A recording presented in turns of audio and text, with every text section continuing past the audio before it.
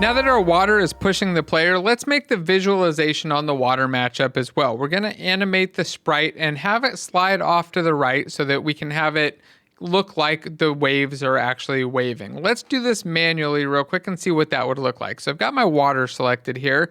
I'm going to collapse out a couple of these properties or these components and expand out our material here. So what I want to do is be able to adjust this offset right here. Now, if I just go in and try to change it, you'll see that I can't actually modify this offset. If I create a new material, I can modify this offset at runtime. Let's do that real quick. I'm going to do it, but you don't do it. Just watch along. I'm going to delete it and show you right afterwards. So we'll create a new material right here.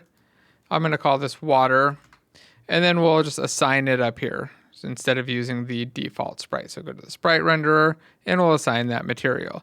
We'll go pick the water. Oh, it looks like water already got picked. And then we can now drag that offset. And you can see that it will tile, although it does do a little bit weird, something a little bit weird, but it's sliding off to the left and it slides off to the right when I adjust this offset. So we're going to write code to adjust this offset. But first, let's figure out why it's doing that weird thing. So if we pull this offset to the right, it goes totally flat after 1, and if we pull it to the left, it goes totally flat after -1. What's actually happening here is that our texture isn't set up for repeating or tiling. So if we click on our water top high, you'll see that the wrap mode is set to clamp. If I switch that over to repeat and apply, I can now go over here and adjust this offset and watch as the water just kind of slides back and forth along. Now, I don't need to create a new material for this, so I'm actually just going to delete it. I'm going to go back here to my scripts, delete that water material, go back to my water here, and we'll just change the material from missing back to our default sprite. Where was that?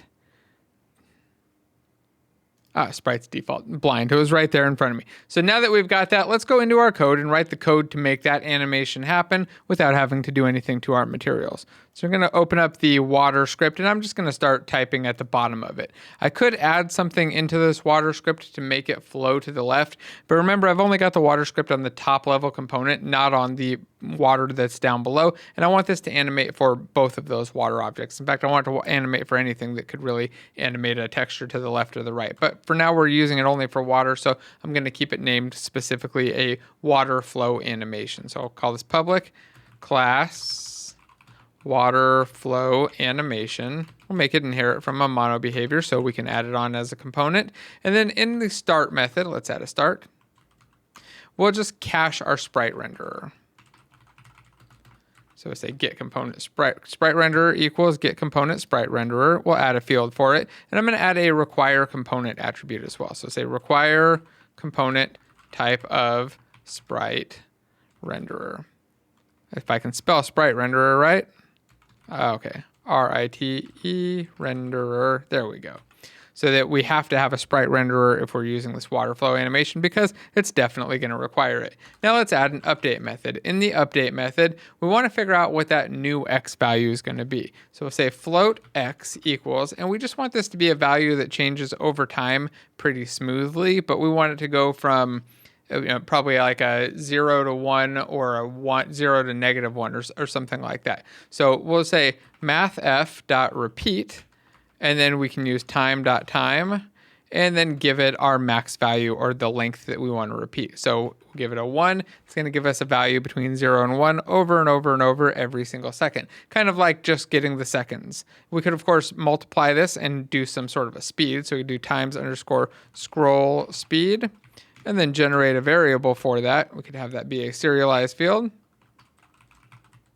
And then default it to 1, so it's kind of the default, but then we'll be able to adjust it in the inspector and figure out a value that looks pretty good. Once we've got that x value, we were going to want to set that texture offset, but the texture offset requires a vector2. It wants the x and the y. So we're going to need to create a vector2. We'll call this offset, and we'll assign it to a new vector2, and we'll give it the default or the value of x for its x parameter, and then a 0 for the y parameter because we don't want to offset the y at all. And the final thing we need to do is call the sprite renderer and tell its material to set the texture offset to that offset value. First, we have to give it the texture that we want to offset though, and we're going to offset the main text which is that main texture. And then we're going to give it our offset value and a semicolon. We'll save that off, do a build, and then realize, oh yeah, we got to move this water flow to its own file so that we can actually attach it. So we'll move it to a file. Let's say move to waterflowanimation.cs. And then we'll jump into Unity and go attach it. We've got our water here. Let's go select the two water objects and add that water flow animation. It should have, let's go double check it. It should have that one value. I thought we had a, oh, I removed my serialized field. Oops, let's go re-add that. I copy pasted and remove my serialized field for our scroll speed so we can adjust that. All right, here's our water flow animation. By the way, on the water, I think I covered this, but just in case, if not, I did change out the polygon collider to a box collider because it just works a little bit better with these wavy shapes and end up with slightly better collision detection. All right, so we've got our water flow animation. Let's press play and see what happens. We should expect to see our water now flowing off to the sides and then getting weird. Or not getting weird. So the water on the top is doing absolutely nothing. Does it have the water flow animation? It does. And the water on the bottom is animating, but it's animating incorrectly. It's animating and looping over that texture. So let's fix that first. We'll go select our water and we're going to make it repeat instead of clamp.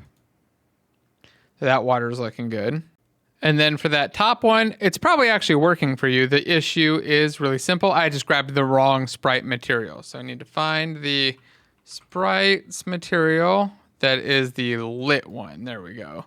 And now my water is flowing as well. The speed is a little bit off though. So let's stop playing and go fix those in edit mode. So go sprites. Okay, we'll just reset this sprite.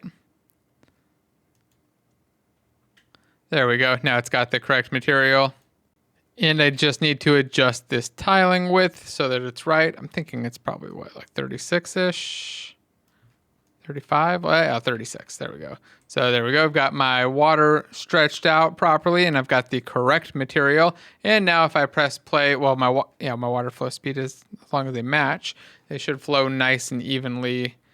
There we go. I've got water flowing off to the left. And of course, I can also make it flow to the right. So let's change the scroll speed to -1 and we can see that it's going the correct direction. So I'm going to stop playing one more time, go back in and select both of these, set them to a -1 value for now, and then we'll go to our water script and we're just going to tell our water to turn that component on and off. So inside of our water, when we set our speed, if the speed is greater than 0, we'll turn them all on. And if it's less than 0, we'll turn them all off. So we're going to do another for each loop. And we'll say for each animator in, well, let's call this WFA, water flow animator. Or water flow animator. I don't really like shortening names. In get components in children. Water flow animation. Oh yeah, I guess that should be animation. Should match the name. Oh, and we need our parentheses. So for each of those, we're just going to set them enabled or disabled based on whether or not our speed is greater than 0. So say water flow animation. Oh, I need the var keyword. Man, I'm missing all kinds of keywords and typos here. Water flow animation dot enabled equals speed not equal to 0. So we'll turn it on if the speed is greater than 0 and off if it's less than 0. That should allow our water to start animating automatically. But we do need to turn it off by default as well. So we should probably, inside of our start for our water, just tell all of these things to be disabled. So we'll add in a start method. Loop through all of our water flow animators and set them to not false. There, so that they are not enabled. And I'll delete out these extra braces because we just don't need them and they're making our file longer for no reason. All right, we'll save and build. Here we are back in game. Oh no, I've messed up my layer on that front water. Let's adjust that sorting layer real quick. There we go. Got my water layer right. I should be able to run around and blast my bee. Get that water flow going. Now I've got a much harder fight where I can only jump in the ground or jump from the water. And then I assume once I kill him, that water is going to turn back off. I don't know if this guy's still too easy or if I'm just really good. There we go. And the water has stopped flowing. It's nice and chill now. All right, let's stop playing. Make sure that we've saved our scene and updated that player prefab. I want to make sure there are no updates for it. Looks good. And then we'll make a commit. So water for B boss fight is done and check it in.